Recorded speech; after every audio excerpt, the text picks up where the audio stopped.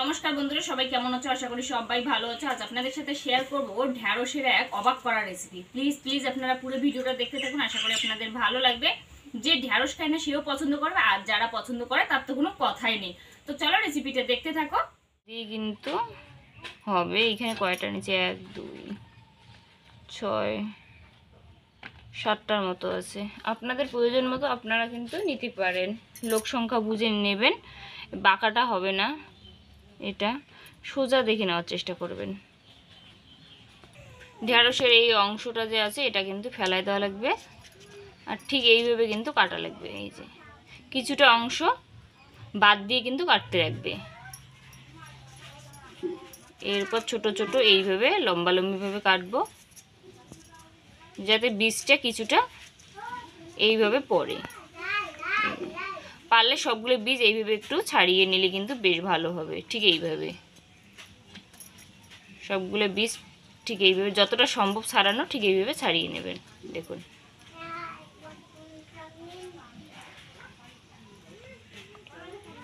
এটা কিন্তু কাটার পরে পরে দিয়ে দেবো জলে। জলের মধ্যে এইভাবে কিন্তু 5-6 মিনিটের মতো রাখবো। আরও একটা দেখাচ্ছি আপনাদের যাতে বুঝতে সুবিধা হয়। ফার্স্টে শক্ত অংশটা কাটার পর এই যে লম্বা অংশটা, এটা কিন্তু কাটা যাবে না, ওটা বাদ দিয়ে ঠিক এইভাবে কিন্তু লম্বালম্বিভাবে কাটবো। আর বিচিটা এইভাবে একটু ভিতরের যে বীজটা ফেলাই দেওয়া লাগবে যতটা সম্ভব, ঠিক এইভাবে। এরপর দিয়ে দেবো জলে।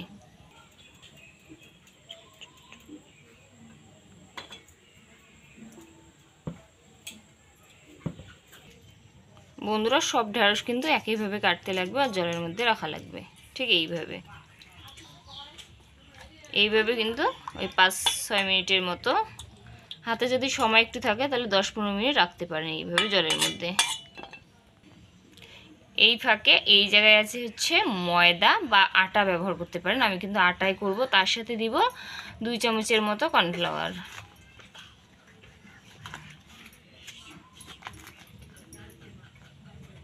ঠিক এইভাবে কিন্তু মেশানো লাগবে, ব্যাটার তৈরি করা যাবে না, জাস্ট শুকনো উপকরণগুলো খুব ভালো করে মেশানো লাগবে।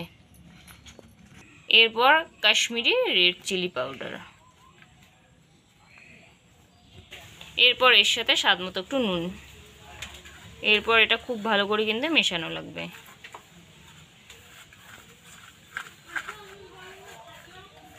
মেশানোর পরে একটু দিয়ে দেবে 1 চিমটের মতো জোয়ান, তাহলে খেতে বেশ ভালো লাগবে। আর ভাজাভুজিতে জোয়ান দিলে কিন্তু গ্যাসের সমস্যা হয় না। আর একটু দিয়ে দেব হলুদ। বাজেটা আরও ভালো করে মিশিয়ে নিলাম। ভাজার জন্য কড়াইতে দিয়ে দেব তেল। এটা কিন্তু 10 মিনিট পর ঢ্যাঁড়সটা ভালোভাবে ধুয়ে জল থেকে তুলে নিব এইভাবে।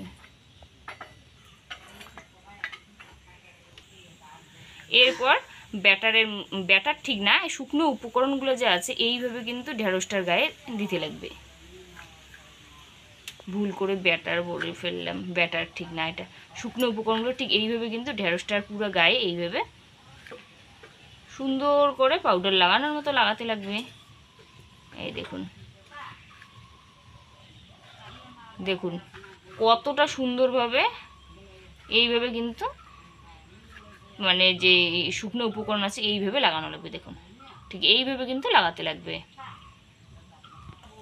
এরপর গরম তেলের মধ্যে এইভাবে কিন্তু দিতে লাগবে, একটা একটা করে কিন্তু এইভাবে ভাজতে লাগবে। আর বেশি তেল হলে কিন্তু আরও 2-3টে দিতে পারেন। দিয়ে কিন্তু একটু অপেক্ষা করা লাগবে, তারপর কিন্তু উল্টানো লাগবে।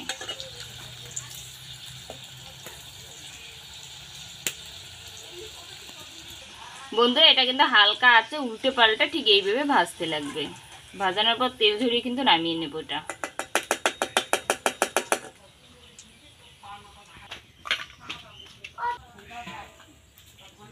ঠিক কিন্তু এইভাবে কিন্তু আরও একটা বানিয়ে নেব।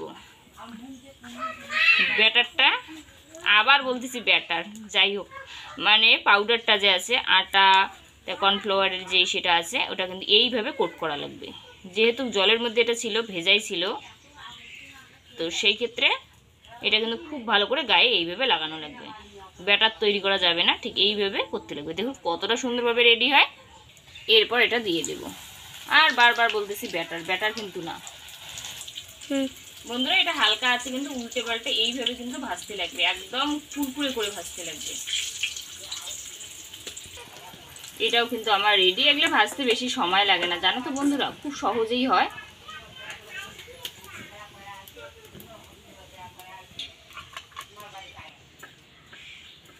সবগুলো কিন্তু একইভাবে ভাজবো।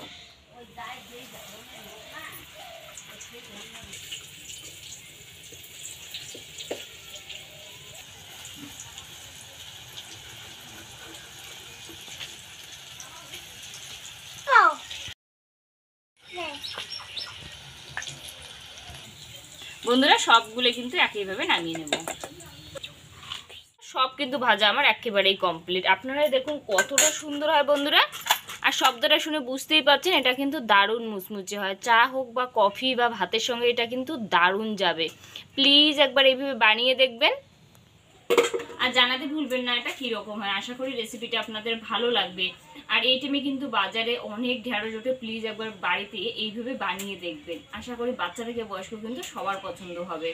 যদি রেসিপিটা ভালো লাগে বা কাজে আসে অবশ্যই লাইক কমেন্ট শেয়ার করে দেবেন। আর যদি চ্যানেলের প্রথমবার আমার রান্নার ভিডিও দেখছেন অবশ্যই চ্যানেলটাকে সাবস্ক্রাইব করে রাখবেন, পাশে থাকা বেল আইকনে প্রেস করে রাখবেন যাতে আমার রান্নার ভিডিও সবার আগে আপনার মোবাইলে পৌঁছায়। ততক্ষণ সবাই সুস্থ থাকবেন, ভালো থাকবেন। নেক্সট ভিডিওতে আবার দেখা হবে এরকমই কোনো সুন্দর রেসিপির সাথে।